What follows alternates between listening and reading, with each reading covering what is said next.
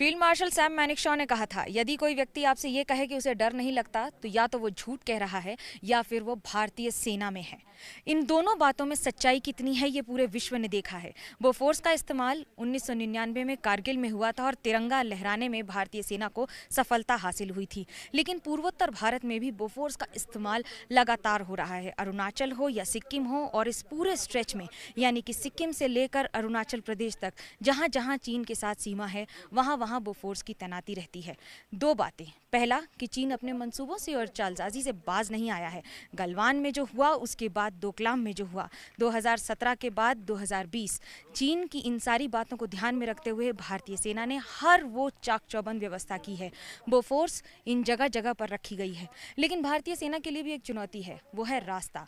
खराब मौसम, बारिश और इन सब की वजह से जब इन इलाकों में भूस्खलन होता है तो इनको वहाँ तक ले जाना यानी कि सीमा तक ले जाना, अंतिम छोर तक, बहुत बड़ी चुनौती होता है।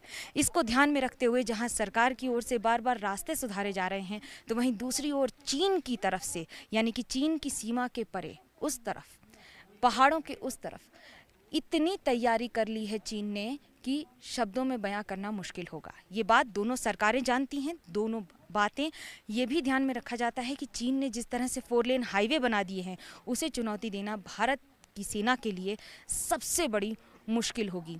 लेकिन भारतीय सेना ये भी जानती है कि उनका हौसला बुलंद है और जीत हमेशा हासिल की है। कैमरा पर्सन सूरज पांडे के साथ मनोज्ञा लोईवाल, सिक्किम, एबीपी न्यूज़।